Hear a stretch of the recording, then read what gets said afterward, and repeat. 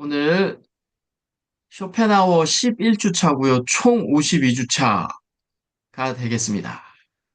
당신의 인생이 왜 힘들지 않아야 한다고 생각하십니까? 라는 빠르게 발제를 해보겠습니다.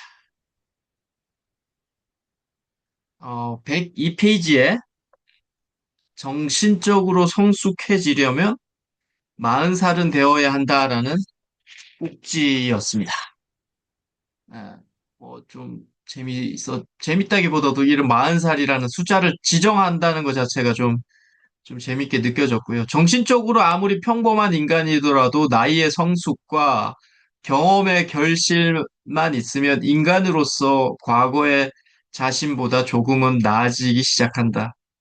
자연스러운 본성에 의해 사람은 40살이 넘어가면 사람을 싫어하는 성향으로 조금씩 바뀌기 시작한다. 뭐 이렇게 되어 있는데, 네.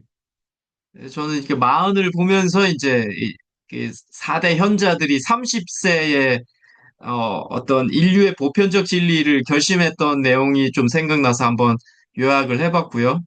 그러니까 현자들은 이런 30세 전후에서 선을 결심하고 세상에 나오죠.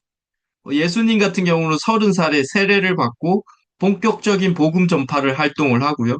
석가는 29살에 왕자의 왕위를 버리고 궁궐을 떠나 30대 중반의 깨달음을 달하고요. 공자는 논어에서 30세를 일입이라고 했죠.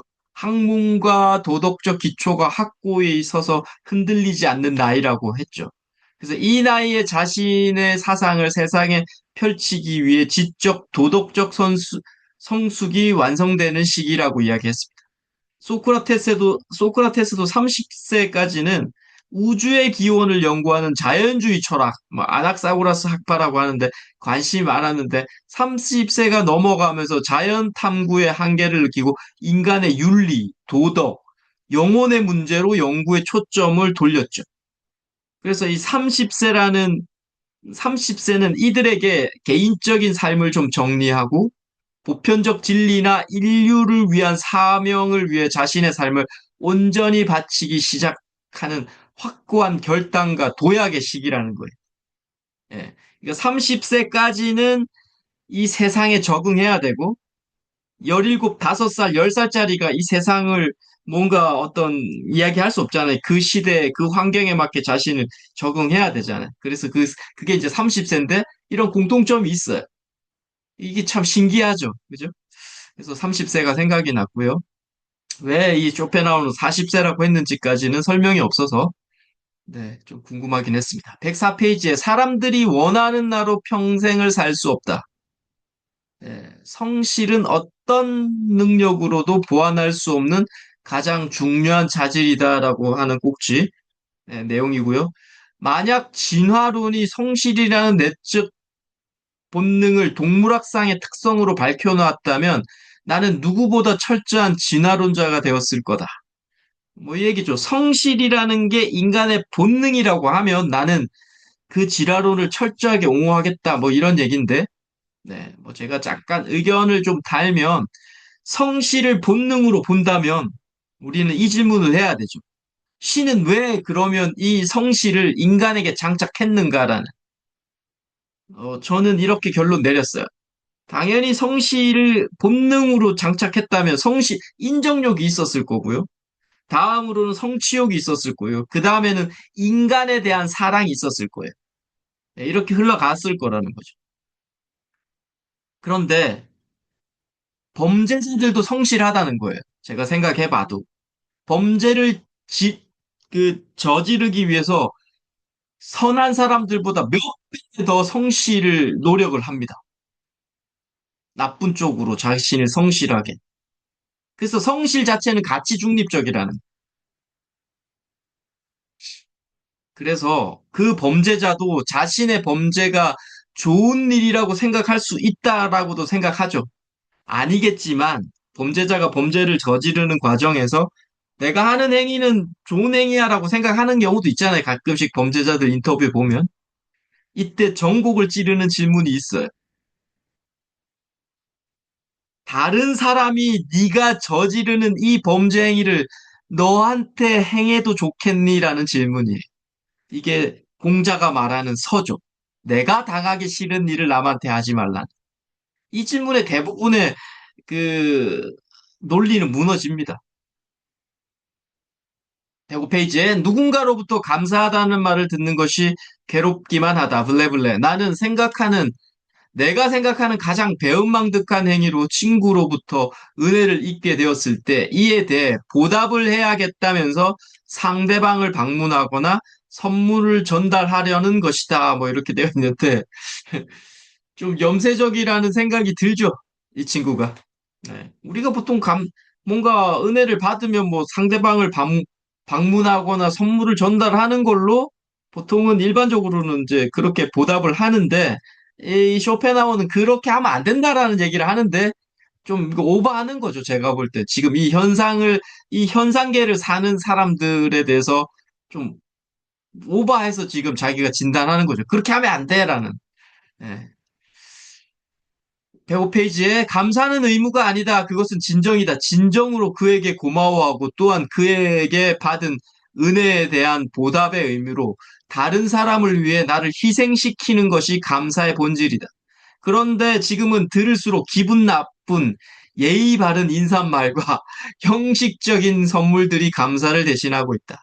언제부턴가 마음은 사라지고 죽은 단어들만이 맴돌고 있다. 네. 상대방이 아닌 뭐 다른 사람에게 자신을 희생시키라는 말은 아주 이상적 논리로 보이죠. 내가 받은 것을 다른 사람한테도 나도 이렇게 해라 이런 이상적인 것 같지만 그것도 좋은 얘기지만 인과법이나 이 현생을 살아가는 입장에서는 베푼 사람한테 보답해야 그게 인과가 풀립니다. 107페이지에 사람들이 원하는 나로 평생을 살 수 없다. 사람들의 눈높이에 나를 맞추려는 데서 모든 불행이 시작된다. 나는 어쩔 수 없이 나다. 내가 부끄러워하지 않는다면 다른 사람들도 나를 부끄러워하지 않게 될 거다. 뭐 이런 문장이 있어서 갑자기 그러면 나를 부끄러워하지 않으려면 어떻게 해야 되나 이런 질문을 또 좀 하게 되죠. 저 같은 경우는. 그냥 부끄러워하지 않아 이런다고 부끄러워하지 않게 될까요? 그게 아니라는 거죠. 결국은 우리는 나태한 자신을 스스로를 좋아하는 사람이 없어요. 늦잠 자는 자신을 좋아하지 않아요. 그래서 자신을 부끄러워하지 않으려면 적당한 도끼가 필요하다는 거예요. 자기 규율 안에서 지속적인 뭔가를 이제 고단하지만 해내는 그런 게 있어야 자신을 부끄러워하지 않게 되는 거죠. 그리고 뭐 요즘에 읽었었던 어떤 공허라는 책에서는 네, 자신의 눈앞에 있는 상황을 하나도 빼놓지 않고 100% 경험하고 만끽하는 것도 자신을 하지 않는 방법 중 하나일 거다라고 생각이 들더라고요. 네. 111페이지에 왜 주님이라는 자는 항상 분노하고 계시는가라는 꼭지입니다. 이 제목만 보면 뭐 또 기독교나 이런 분들은 또 되게 불쾌할 수도 있는데, 네. 그냥 문장으로 보시면 좋을 것 같고요. 인간은 축복이 아닌 저주 속에서 태어났다라는 얘기를 하고 있어요. 뭐 지금 쇼펜하우는 불교적 영향이 많기 때문에, 예, 불교의 핵심은 인생은 고다라는 거잖아요. 그러니까 그런 느낌이죠. 축복이 아니라 저주다. 저는 축복도 저주도 아니다라고 생각하면서 생각났던 게 고려시대 보조 진울 스님의 수심결에 나오는 얘기로 인간으로 태어날 확률을 이분이 이렇게 하셨는데 너무 재밌어서 한번 옮겨왔습니다. 100년 한번 바다 위로 머리를 내민 눈먼 거북이 마침 바다 위로 머리를 내밀었는데 그 바다 위에 나무 판자가 떠다니는데 그게 구멍이 뚫는 나무 판자에 거북이 머리가 쑥 나올 정도의 확률이 인간으로 태어날 확률이라고 수심결에 나옵니다. 그리고 또 수미산 꼭대기에서 바늘 하나를 떨어뜨렸는데 산 밑에 있는 겨자씨는 콩알보다 더 작잖아요. 겨자씨 한 알에 그 바늘이 꽂힐 만큼의 기적이 인간으로 태어날 확률이라고 이야기합니다.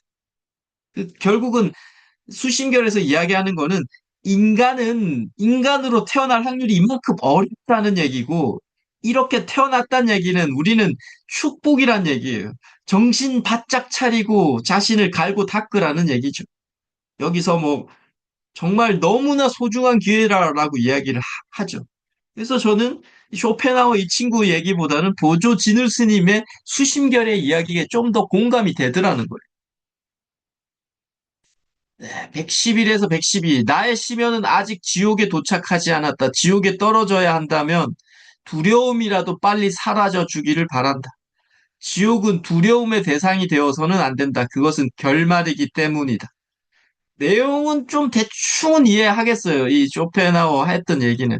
그런데 예, 두려움이라도 사라져 주기 바란다. 이런 문장 자체는 좀 특이하죠. 지옥에서 떨어져, 지옥이라는 곳에 두려움이 없으면 좋겠다. 이런 발상 자체는 좀 특이한데, 반론을 하면 두려움이 없는 지옥이 지옥일까요? 제가 볼 때 그건 지옥이 아니죠. 예, 신의 목적은, 우주의 섭리의 목적은 우리를 파괴하려는 게 아니라 반성하게 하는 거예요. 결국은 두려움이 있어야 인간은 반성을 한다는 거예요. 예. 112페이지에 우리는 지옥의 실체를 모르기 때문에 무서운 곳이라고 두려워하게 되었다. 모든 희망이 단절되었다는 오해, 구원으로부터 버림받았다는 사실이 지옥을 두려운 곳으로 만들었다. 하지만 처음부터 희망은 없고 구원도 존재하지 않았다는 자명한 진리를 깨달은 자라면 지옥을 두려워하지 않는다. 뭐 이렇게 적어 놓으셨는데, 네. 뭐 희망도 구원도 처음부터 없었다면 뭐 두려움도 없었고 그렇겠죠. 뭐 이런 얘기 자체가 삶의 의미를 많이 두지 말라는 그런 소승적 관점이죠. 네. 인생의 의미를 너무 두지 말라 이런 거잖아요. 결국은 그 소승적 관점인데. 네. 그래서 진리를 깨친 자는 아무래도 덜 두려워하게 되겠죠. 이 얘기는 좀 공감이 되죠. 자명한 진리를 깨우친 자들은 네, 뭔가 어떤 거에 대한 죽음에 대한 두려움도 조금 덜하고요. 네, 그건 뭐 또 맞는 얘기인 것 같습니다. 113페이지에, 네, 단 몇 분간 숨을 쉬지 못하는 것만으로 또 너는 죽음에 도달한다. 죽음은 그처럼 하찮은 현상이다. 블레블레블레. 너에게는 그 몇 분이 지옥처럼 느껴질 것이다. 아니, 지옥에서의 고통이 이와 같으리라고 생각하게 될 것이다. 뭐 이러면서 뭐 좀 보면서 조금 공감되죠. 정말 죽음이라는 게 우리가 한 2분만 숨을 못 쉬어도 우리 육체는 죽잖아요. 예, 그래서 정말 이분이 말한 것처럼 정말 이렇게 하찮은 현상일 수도 있다. 너무 가볍게 2분만 숨을 못 쉬면 죽어버리는 건데 좀 뭐 그런 좀 공감도 들고 뭐 개인적으로 또 수영을 하면서 이렇게 물속에서 숨을 못 쉬는 게 정말 고통스럽기도 하고 숨을 쉴 때 정말 고마운 일이라고도 뭐 이렇게 생각이 들 때가 있거든요. 그래서 우리 삶 자체가 정말 이렇게 하찮게 끝날 수도 있다라는 생각도 하게 되었습니다. 네, 이상입니다.